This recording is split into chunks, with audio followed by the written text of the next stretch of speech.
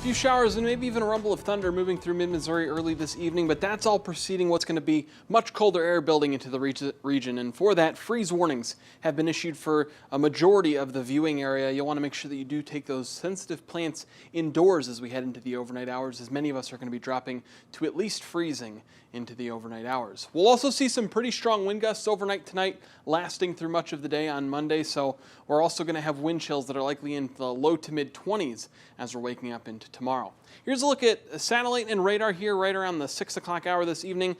Looks a little bit more menacing than what's actually falling out of the sky. Again, a couple rumbles of thunder here or there and maybe a strong wind gust or two, but not tracking anything major. What we are tracking, though, are these temperatures. Going to be much colder. Already 37 degrees in Kansas City, seeing a few reports of a couple snow showers that way as well. That's all going to be pushing its way eastbound as temperatures are going to tumble some 25 to 30 degrees within the next couple of hours. You can see that here on temperature tracker as that cold front, nothing's stopping it at this point.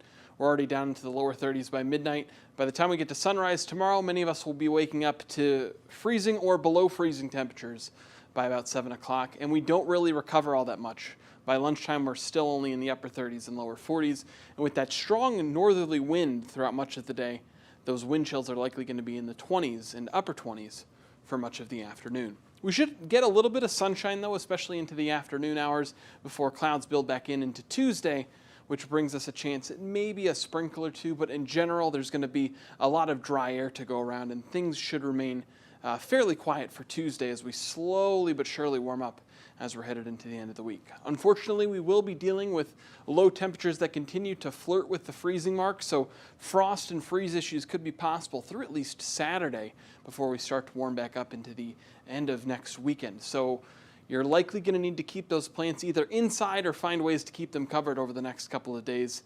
And when you think about it, our average last frost doesn't come till April 10th through the 20th, so this is kind of right on time at this point. Unfortunately, we have been dealing with some pretty warm temperatures, so we may have already gotten some of those plants going pretty good in their blooming process. Unfortunately, as mentioned, here over the next couple of nights, we'll want to make sure that we do get those protected.